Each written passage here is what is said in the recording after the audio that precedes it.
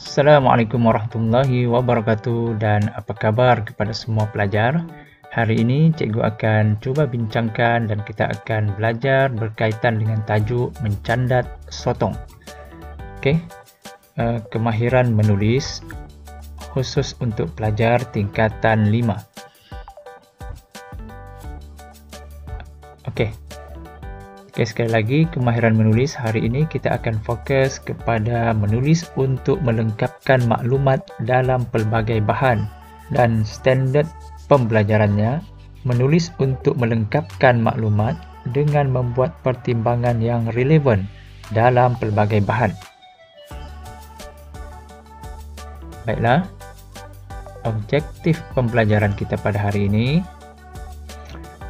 diharap para pelajar dapat menulis untuk melengkapkan satu maklumat dengan membuat pertimbangan yang relevan. Objektif yang kedua, diharap murid dapat menghasilkan karangan pengalaman yang panjangnya antara 150 hingga 200 patah perkataan. Okey, tajuk mencandat sotong. Okey, sebelum itu tonton dan fahami video bawah.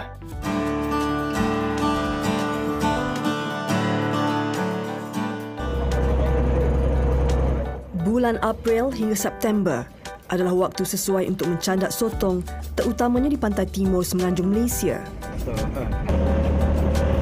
Masa sesuai mencandat terbahagi kepada 3 fasa, antara jam 7 hingga 9 malam, 11 malam hingga 12.30 pagi dan 2.30 pagi hingga 4 pagi. Muhammad Draman atau mesra disapa Pak Cik Mat, antara individu yang sering turun ke laut untuk mencandat sotong. Sebelum pergi mencandat, Pak Cik Mat perlu memastikan setiap umpan dan barangan keperluan lain mencukupi. Ini umpan ni kita belilah senang ni. Pasal ini semua pakai moden belaka. Dia tengok atas musim. Kadang-kadang kita makan umpan yang kita pakai umpan sotong macam yang ni. Kita masukkan sotong ni. Umpan sotong masuk ke dalam. Kalau kita nak makan yang ni, kita pakai yang ni. Kena tukar-tukar lah. Pak Cik Mat memaklumkan bahawa dia lebih gemar mengamalkan teknik tradisional berbeza cara moden menggunakan joran. Teknik pengendaliannya lebih mudah berbanding joran yang memerlukan mesin untuk menggulung tali pancing. Kita pakai satu berat, satu ringan. Mana untuk macam penimbang dia kalau berat tu dia sikit turun.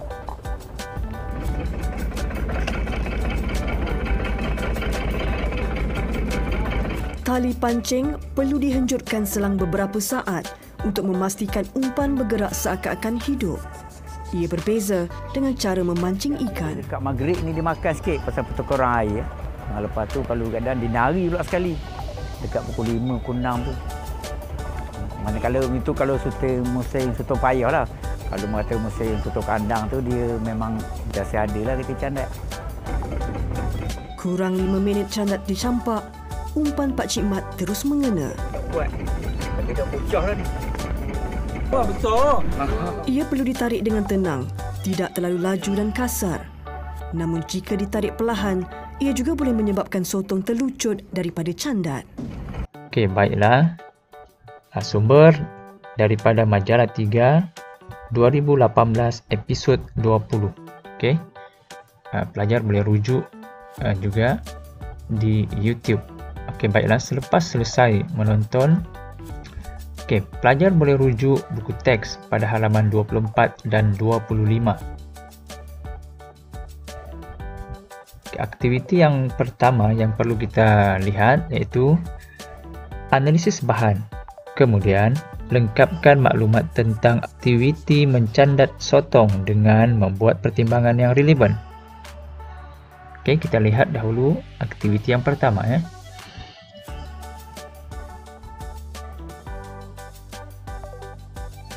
Okey, pengalaman itu guru terbaik. Pelajar boleh membaca bahan yang ada ini, analisis bahan ini. Okey, kita akan baca. Ketika mengemas bilik bacaan keluarga, Zayan terjumpa sebuah buku log berwarna-warni yang sangat menarik milik abang sulungnya. Dia meminta izin daripada abangnya untuk membaca catatan yang terdapat dalam buku log tersebut.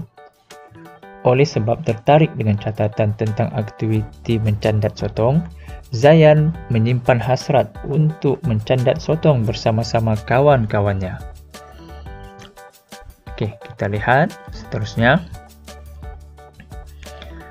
Okey, jadi sebelum Zayan dan rakan-rakannya mencandat sotong, ini antara perkara yang perlu diambil perhatian dan perlu dibincangkan. Begitu juga kepada semua pelajar, cuba kenal pasti 7 perkara yang perlu diambil perhatian oleh seseorang ataupun Zayan dan juga para pelajar sebelum mengadakan aktiviti mencandat sotong. Okey, jadi pelajar boleh kemukakan dan tulis maklumat yang berkaitan dengan mencandat sotong. Yang pertama, mengapa? Mengapa pelajar perlu mencandat sotong? Mengapa perlu mencandat sotong? Yang kedua, bila? Bila aktiviti mencandat sotong ini akan dilakukan? Yang ketiga, di mana? Di mana aktiviti ini akan dijalankan? Seterusnya keempat, bagaimana? Bagaimana aktiviti ini hendak dilaksanakan? Seterusnya, keperluan ataupun apakah keperluan untuk mencandat sotong ini? Yang keenam, berapa orang yang akan pergi untuk bersama-sama mengadakan ataupun melaksanakan aktiviti mencandat sotong ini? Dan yang terakhir, berapa kos? Perkiraan kos juga perlu dibincangkan secara relevan berdasarkan maklumat-maklumat yang telah diperoleh oleh para pelajar. Baiklah ya. Jadi kemungkinan guru akan memberi masa 15 hingga 20 minit ya. Guru boleh memberi masa 15 hingga 20 minit ataupun 20 hingga 30 minit untuk pelajar mencatat ataupun memberi maklumat berkaitan dengan 7 perkara ini ya. Jadi para pelajar boleh menggunakan ayat yang gramatis untuk menghasilkan persoalan-persoalan daripada 7 perkara-perkara ini ya. Pelajar boleh mencatat pada buku anda masing-masing. Baiklah, setelah selesai menulis maklumat-maklumat yang diperlukan ini, kita pergi pula ke aktiviti yang kedua, iaitu cari maklumat tentang satu aktiviti rekreasi di kawasan air dan kemudian hasilkan penulisan. Di sini cikgu akan beri satu tugasan kepada para pelajar. Ini tugasannya. Latihan penulisan. Pelajar perlu hasilkan satu karangan. Satu karangan pengalaman berdasarkan catatan-catatan yang terdapat pada halaman 25 dalam buku teks. Dan panjang karangan anda hendaklah antara 150 hingga 200 patah perkataan sahaja. Jadi buat satu karangan yang panjangnya 150 hingga 200 patah perkataan sahaja. Jadi berdasarkan pada halaman 25.